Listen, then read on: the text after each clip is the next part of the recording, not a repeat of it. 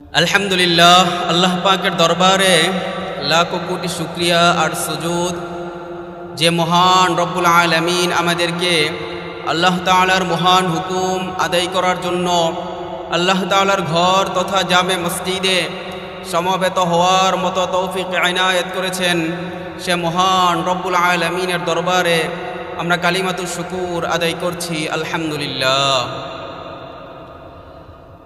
আসলে আমরা আল্লাহ তাআলার প্রতিনিয়ত অসংখ্য অগণিত নিয়ামতের মধ্যে ডুবে রয়েছি। আল্লাহ তাআলা এই দুনিয়াতে আমাদেরকে যত নিয়ামত দান করেছেন, এর মধ্যে একটা অন্যতম নিয়ামত হচ্ছে আল্লাহ তাআলা আমাদেরকে মুসলমান বানিয়ে দুনিয়াতে পাঠিয়েছেন। আল্লাহ তাআলা চাইলে আমাদেরকে মুসলমান না বানিয়ে অন্য কোনো ধর্মাবলম্বীর ঘরে জন্ম দিতে পারতেন, কিন্তু আল্লাহ তাআলা আমাদেরকে সেটা করেন নাই। আবার আল্লাহ তাআলা আমাদেরকে একত্ববাদে বিশ্বাসী বানাতে পারতেন, কিন্তু রাসূল সাল্লাল্লাহু আলাইহি ওয়াসাল্লামের উম্মত না বানায়া আমাদেরকে অন্য কোনো নবীর উম্মত হিসেবেও দুনিয়াতে পাঠাইতে পারতেন, কিন্তু আল্লাহ তাআলা এসব কোনোটাই করেন নাই। আমাদেরকে আখিরি পয়গম্বর জনাবে মুহাম্মদুর রাসূলুল্লাহ সাল্লাল্লাহু আলাইহি ওয়াসাল্লামের উম্মত হিসেবে দুনিয়াতে পাঠিয়েছেন। এই উম্মতে মুহাম্মদীকে আল্লাহ তাআলা অসংখ্য অগণিত অতিরিক্ত নিয়ামত দান করেছেন, যা ইতিপূর্বে আর কোনো নবী বা রাসূলের উম্মতকে বা নবী বা রাসূলকেও এই নিয়ামত দান করেন নাই। এর মধ্যে একটা অন্যতম নিয়ামত হচ্ছে আল্লাহ তাআলা আমাদেরকে কুরআনুল কারীম নামক এক আজীব নিয়ামত আমাদেরকে দান করেছেন। এই কুরআনুল কারীম এমন একটা গ্রন্থ যার মধ্যে পূর্ববর্তী যত আসমানি গ্রন্থ রয়েছে সকল আসমানি গ্রন্থই রয়েছে। শুধু তাই না, এর চাইতে অতিরিক্ত এই কুরআনুল কারীমের মধ্যে রয়েছে। রাসূল সাল্লাল্লাহু আলাইহি ওয়াসাল্লাম বলেন যে আমাকে তাওরাতের পরিবর্তে তেওয়াল দান করা হয়েছে। তেওয়াল দ্বারা উদ্দেশ্য হইতেছে কুরআনুল কারীমের প্রথম 60টি সূরা, সূরা বাকারা থেকে শুরু করে বড় বড় যে 60টি সূরা রয়েছে সূরা তাওবা পর্যন্ত, এই 60টি সূরা।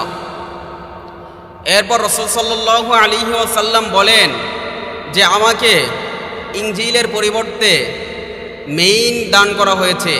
মেইন হচ্ছে এর পরবর্তী 11টি সূরা। এরপর রাসূল সাল্লাল্লাহু আলাইহি ওয়াসাল্লাম বলেন যে আমাকে জাবুরের পরিবর্তে মাসানি দান করা হয়েছে, আর মাসানি হচ্ছে এর মেইনের পরে আরও 13টি সূরা।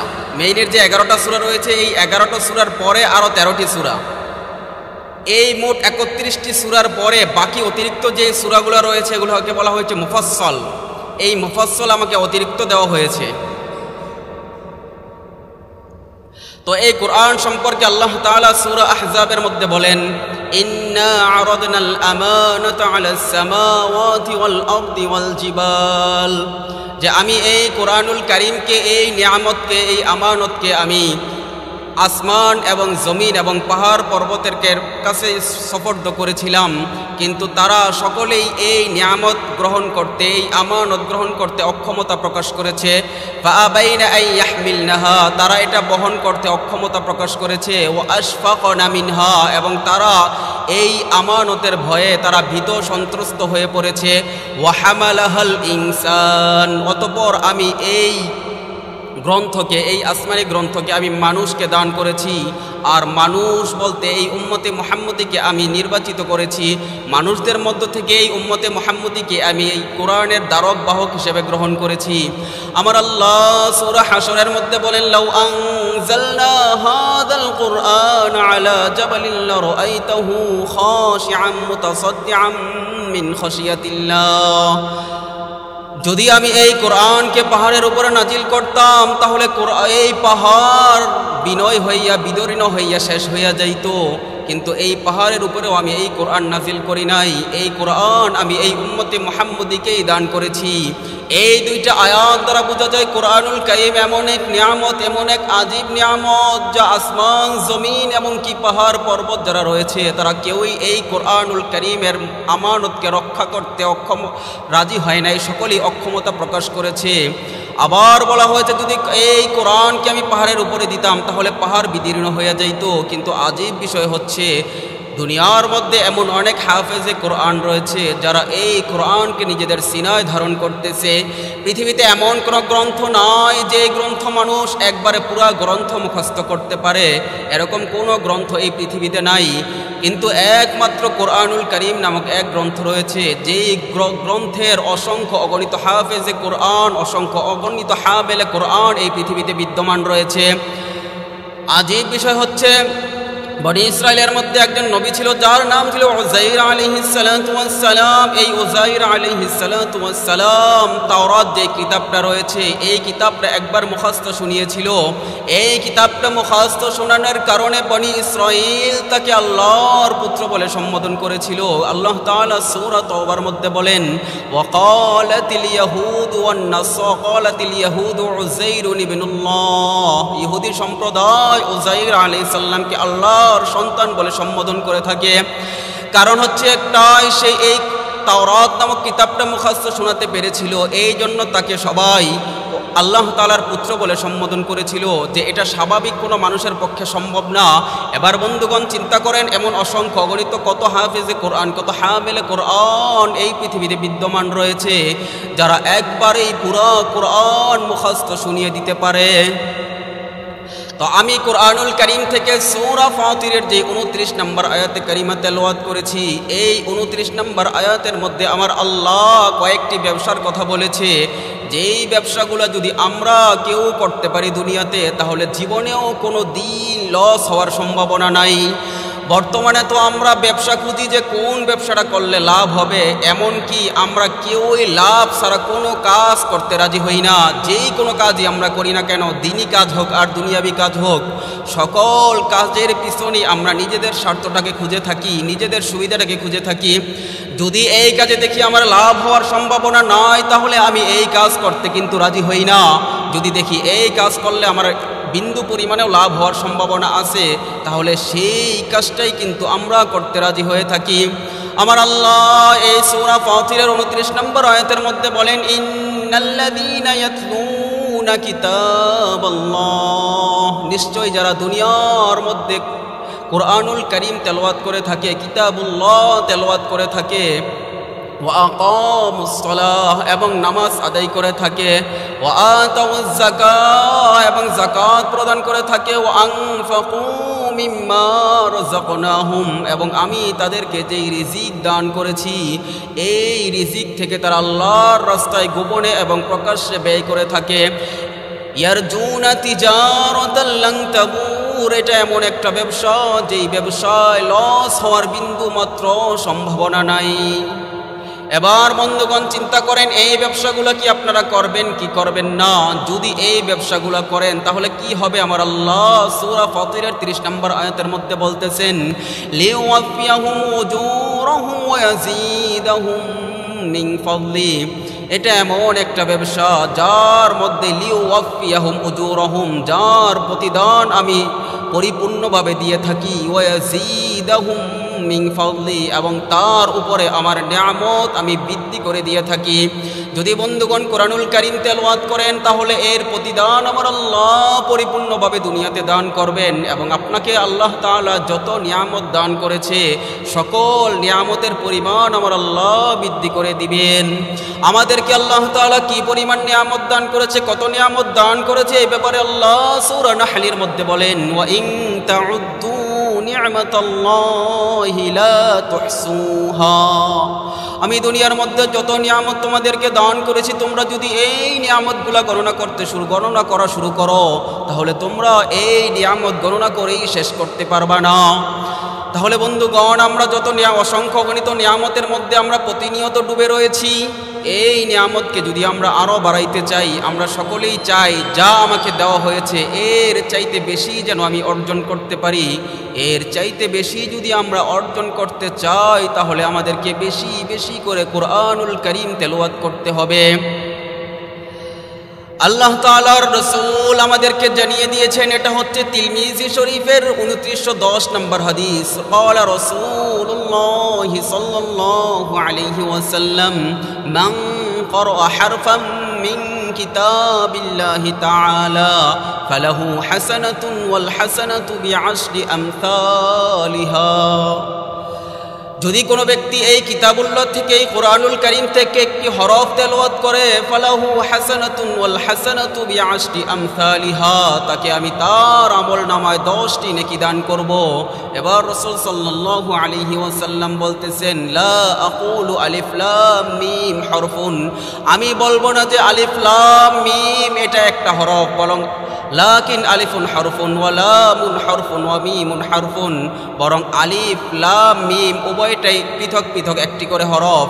যদি আমরা এই হরফগুলো একবার পাঠ করি, এই যে আমরা একবার করে পাঠ করলাম, 3টা হরফ পাঠ করলাম, এর বিনিময়ে আমাদের আল্লাহ আমাদেরকে 30টি নেকি আমাদের আমল নামায় দান করেছেন। আবার হাদিসের মধ্যে বলা হয়েছে কোরআনুল কারীমের একটি আয়াতে কারিমা তেলাওয়াত করা 100 নফল রাকাত নফল নামাজের চাইতেও উত্তম। কোনো ব্যক্তি যদি একটি কোরআনুল কারীমের আয়াত তেলাওয়াত করে, সে যদি দাঁড়িয়ে দাঁড়িয়ে 100 রাকাত নফল নামাজ আদায় করে, এর চাইতে বেশি সব আমার আল্লাহ তাদের আমল নামায় দান করবেন। আবার এই কোরআন এমন এক আজীব নিয়ামত, এই কোরআনের সাথে যদি কোনো ব্যক্তি সম্পর্ক রাখে, আমার আল্লাহ তার মর্যাদা কয়েক গুণ বৃদ্ধি করে দিবেন। রাসূল সাল্লাল্লাহু আলাইহি ওয়াসাল্লাম বলেন, এই হাদিসটি ইবনে মাজাহ শরীফের 218 নম্বর হাদিস। এই হাদিসটি বর্ণনা করার আগে, এই হাদিসটি আলোচনা করার আগে আমরা এই হাদিসের সাথে সম্পৃক্ত একটি ঘটনার দিকে একটু তাকাতে চাই। এই ঘটনাটি বর্ণিত হয়েছে এই আবু দাউদ শরীফের 218 নম্বর হাদিসের আগেই ঘটনাটি বর্ণনা করা হয়েছে।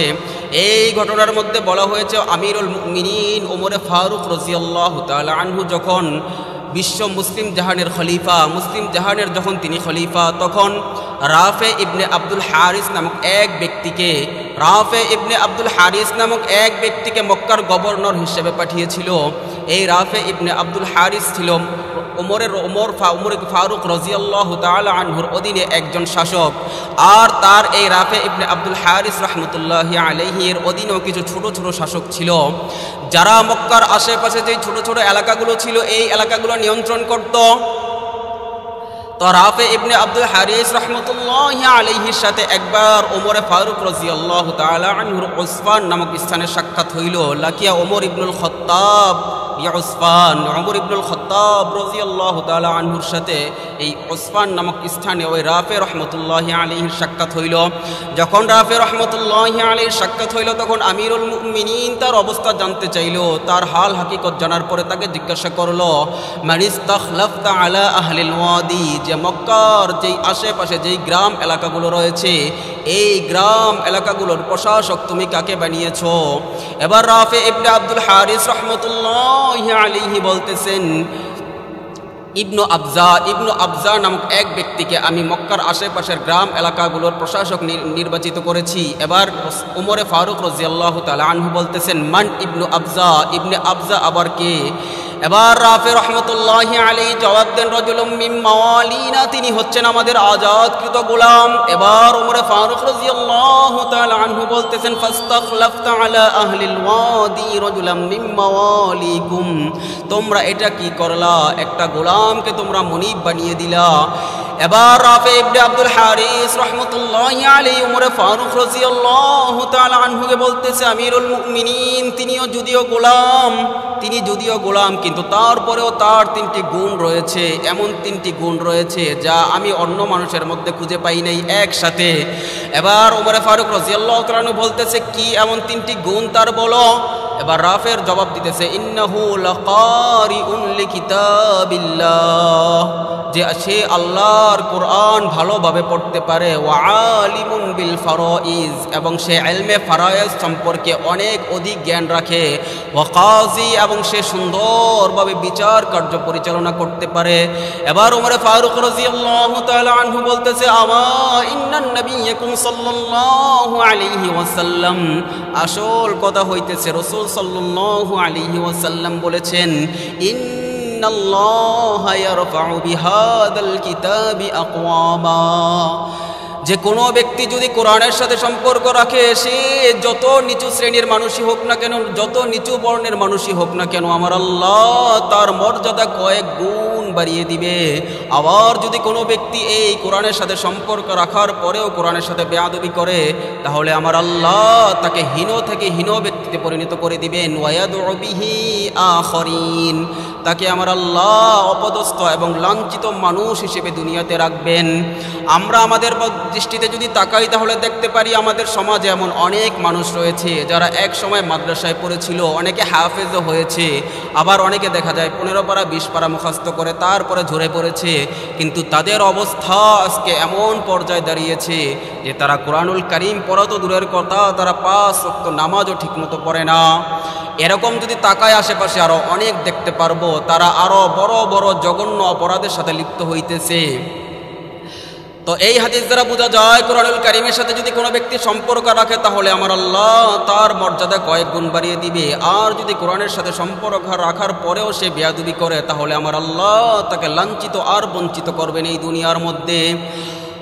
আবার তিরমিজি শরীফের 2909 নম্বর হাদিসের মধ্যে রাসূল সাল্লাল্লাহু আলাইহি ওয়াসাল্লাম বলতেছেন, দুনিয়ার মধ্যে সবচাইতে উত্তম ব্যক্তি হচ্ছে 2 ধরনের ব্যক্তি। এর মধ্যে এক ধরনের ব্যক্তি হইতেছে যে নিজে কোরআন শিখায় এবং আরেকজন ব্যক্তি হইতেছে যে নিজে কোরআন শিখে এবং অপরকে শিখায়।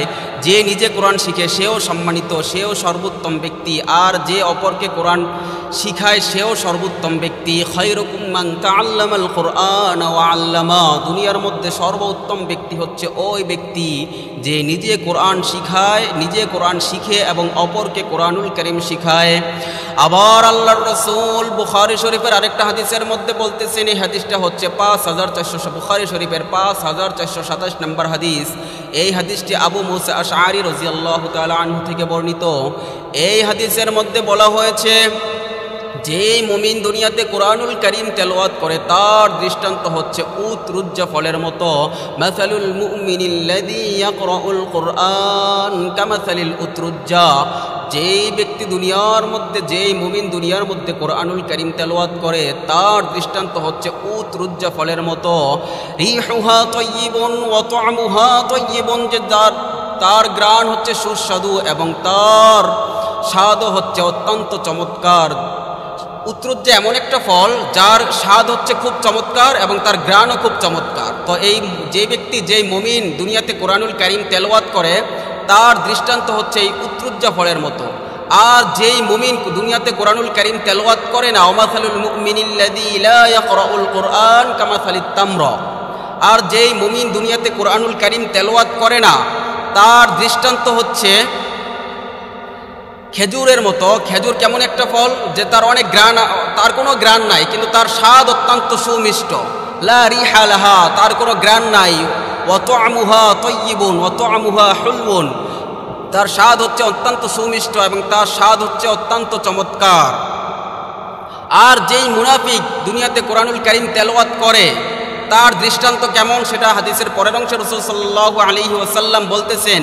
এখানে বলা হয়েছে ওমাসালুল মুনাফিকিল্লাযী লা ইয়াকরাউল কুরআন ওমাসালুল মুনাফিকিল্লাযী ইয়াকরাউল কুরআন, আর যেই মুনাফিক দুনিয়াতে কোরআনুল কারীম তেলাওয়াত করে তার দৃষ্টান্ত হচ্ছে গোলাপ ফুলের মতো।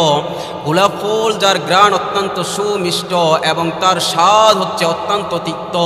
রিহুহা তাইয়িবুন ওয়া তা'মুহা বুররুন, যার স্বাদ হচ্ছে খুব সুস্বাদু, যার ঘ্রাণ হচ্ছে খুব সুস্বাদু এবং তার স্বাদ হচ্ছে অত্যন্ত তিক্ত। আর যেই মুনাফিক কোরআনুল কারীম তেলাওয়াত করে না তার দৃষ্টান্ত হচ্ছে মাকাল ফলের মতো। মাকাল ফল এমন একটা ফল যার কোনো স্বাদও নাই, যার কোনো ঘ্রাণও নাই। তো আসলে তো এখানে দৃষ্টান্ত পেশ করা হয়েছে, আসলে কোরআনুল কারীম তেলাওয়াত করা এটা একটা দৃষ্টান্ত পেশ করা হয়েছে, আসলে বাস্তবে এর সাথে তেমন কোনো সম্পর্ক নাই। আমার রাসূল সাল্লাল্লাহু আলাইহি ওয়াসাল্লাম আবার আরেক হাদিসের মধ্যে বলতেছেন, এই হাদিসটি মুসলিম শরীফের 796 নম্বর হাদিস। এই হাদিসটি বর্ণিত হয়েছে আবু সাঈদ খুদরি রাদিয়াল্লাহু তাআলা আনহু থেকে। এই হাদিসের মধ্যে বলা হয়েছে, এই হাদিসটি যার সম্পর্কে বর্ণনা করা হয়েছে তার নাম হচ্ছে উসাইদ ইবনে হুযাইর রাদিয়াল্লাহু তাআলা আনহু, আর যে ব্যক্তি হাদিসটা বর্ণনা করেছেন সেই সাহাবার নাম হচ্ছে আবু সাঈদ খুদরি রাদিয়াল্লাহু তাআলা আনহু।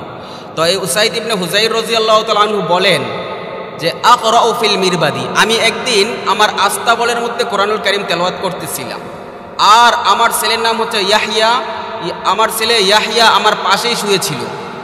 ওই উসাইদ ইবনে হুযাইর রাদিয়াল্লাহু তাআলা আনহু বলতেছে আমার ছেলে ইয়াহইয়া আমার পাশেই শুয়েছিল।